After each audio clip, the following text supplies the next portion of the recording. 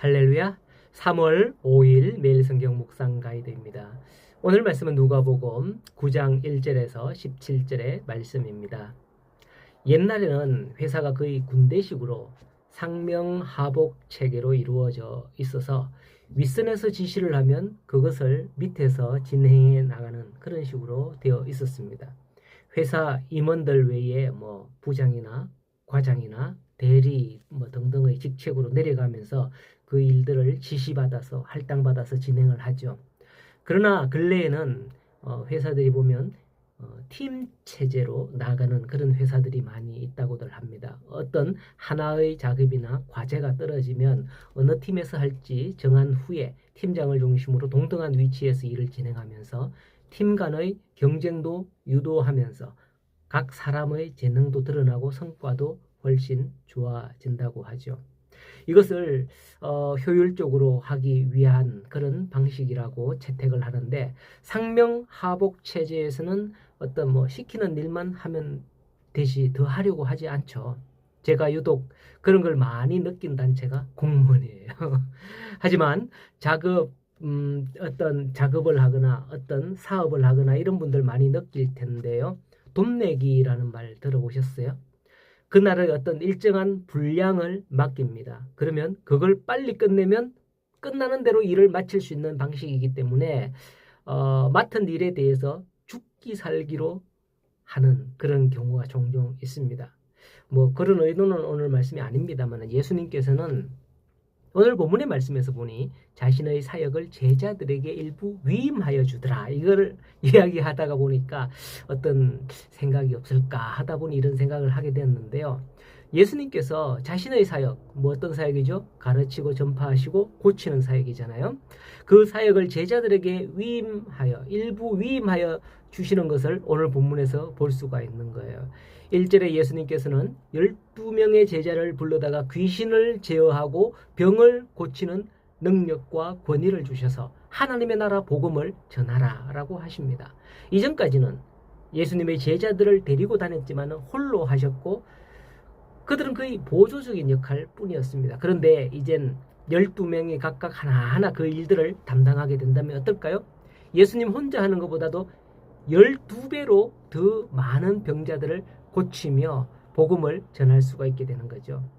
우리 교회도 지난주에 여자 순을 3개로 나눴잖아요. 이에 대해서 말도 많고 우려하는 분들도 있다는 것을 압니다. 그러나 한 개의 순일 때보다는 3개의 순이 되면 처음엔 숫자가 적어서 이 작은 인원을 어떻게 해야 될까 이렇게 생각하겠지만은, 작은 인원이니까 서로 더 챙기고 결속하고 이렇게 하면서 점점 더 친밀감이 높아지지 않을까. 나눔을 할 때도 한 사람이 더 많은 긴 시간을 이야기하면서 더 깊은 나눔을 하지 않을까, 이런 생각이 되어지는데요. 교회적으로 볼 때는 어쨌든 그렇게 하다 보면 그 작은 하나의 순이 또 원래의 순대로 이렇게 늘어나게 되면 교회적으로 볼 때는 3배로 많아지게 되어 있는 거예요. 어쨌든 그런 원리가 있으니까 그런 역할들을 각 순에서 잘 감당하면 좋겠습니다. 오늘 말씀 6절에 보면 제자들이 그렇게 사명을 받고 각 마을로 두루 다니며 곳곳에 복음을 전하며 병을 고치고 있다라고 합니다. 그렇게 마을을 휩쓸면서 다니니까 그 지역에 소문이 났을 거 아니에요. 저 사람들이 누구냐? 누구누구의 제자다. 이렇게 소문이 날 거 아닙니까? 그걸 헤롯 왕도 들었다라는 거죠. 그런데 7절에 헤롯은 그 말 듣고는 심히 당황합니다. 그들이 전하는 예수라는 이가 혹시 내가 죽인 요한이 살아난 건가? 아니면 엘리야인가? 아니면 옛적 선지자가 다시 살아난 건가? 사람들이 그렇게 말하기 때문이죠. 헤롯이 전에 세례 요한을 죽였기 때문에 그 죄 때문에 그는 당황하게 된 겁니다. 그래서 그가 누구인지 내가 그를 봐야 되겠다라고 하며 불안해하고 있죠. 세례 요한을 죽인 일에 대한 그런 내용은 마가복음 6장에 상세하게 기록되어 있어요. 누가복음보다는. 자, 어쨌든 헤롯이 이로 인하여 불안해하더라는 겁니다. 그렇습니다. 일전에 등불 비유를 말씀해 드렸듯이 복음이 전파되는 곳에 드러나지 않을 것은 없습니다. 헤롯은 자기 죄로 말미암아 이처럼 당황하고 소란하게 되었던 겁니다. 자기 죄가 있으니까요. 여러분은 복음 앞에 어떤 마음이실까요? 평안입니까? 예, 예수님께서는 말씀하셨어요. 평안을 너희에게 주노니 라고 하셨던 그 주님의 평안이 복음으로 말미암아 여러분들의 삶에 가득하게 되기를 간절히 소원합니다. 자, 이후 이렇게 사명을 받아 나아갔던 12명의 제자들이 돌아옵니다. 그렇게 돌아오는 제자들을 10절에 보니까요. 사도들이라고 하래요. 사명을 받고 보냄을 받은 자들이라는 뜻이죠. 그들이 돌아오자 예수님께서는 벳세다라는 고을로 같이 이동하셨고요. 동일한 내용이 나오는 마가복음 6장에 보면 이르시되 너희는 따로 한적한 곳에 잠깐 쉬어라. 그래서 수고했다는 거예요. 그래 너희들 고생하고 왔으니까 좀 쉬어라. 이렇게 하시면서 가는 곳이 사실은 벳세다거든요. 그러나 사도들로 말미암아 천국 복음을 들었던 자들이 가만히 있겠어요? 그들을 따라왔겠죠. 그들이 제자들과 예수님을 만나기 위해서 나왔다라고 합니다. 지금 이들이 어디로 왔는지 아십니까? 벳세다 광야예요. 아무것도 없는 광야, 들판, 사막까지 예수님의 복음을 듣기 위해서 나온 것을 볼 수가 있는 거죠. 그렇습니다. 천국 복음이 전파되면 사람들이 몰려오게 됩니다. 그곳이 비록 광야라 할지라도 말이죠. 내 안에 진정 복음이 있다면 우리도 광야로 나아갈 각오가 될 거예요. 예수님도 복음 사역을 처음 시작하면서 광야로 나갔습니다. 하지만 복음이 내 마음에 없다면 내가 왜 그래야 돼? 라면서 광야를 거부할 수도 있습니다.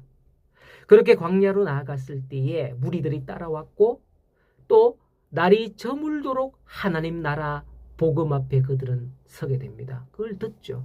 그리고 주님께 요구받은 것은 이 무리들에게 너희가 먹을 것을 주라라고 제자들은 요구를 받아요. 만일 이 시대라면 또 앞서 얘기했던 반응이 나오겠네요. 내가 왜? 하지만 본문만큼 제자들은 13절에 여짜오되 우리에게 떡 5개와 물고기 2마리밖에 없으니 이 모든 사람을 위하여 먹을 것을 사지 아니하고서는 할 수 없나이다 라고 합니다. 물론 다른 복음서에 보면 계산이 빠른 제자 중에서 이런 말을 합니다. 우리가 이들을 먹이려고 하면 200데나리온의 떡이 필요합니다 라고 하기도 하죠.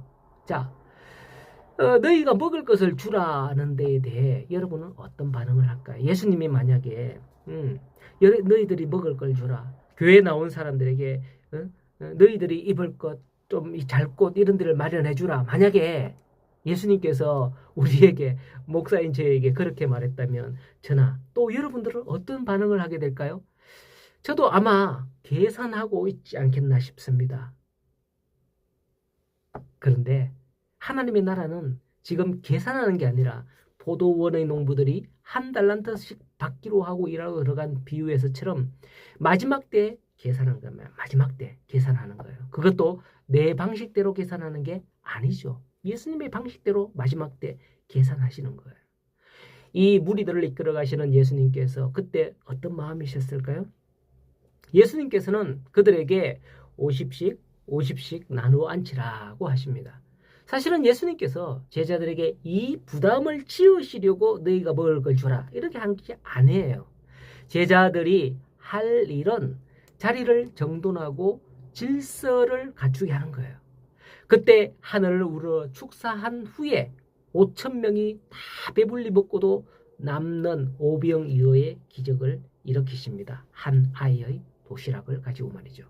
예수님은 결코 제자들에게 너희가 이 모든 걸 해라 라고 부담시키려고 한 게 아님을 알 수 있습니다. 다만 믿고 순종하며 질서 있게 나아갈 때 예수님께서는 기적을 일으키십니다. 이때도 여전히 무리들이 예수님을 밀치듯이 달려들고 막 했다면 예수님이 이런 기적을 일으키실 수 있을 틈이나 있었을까요?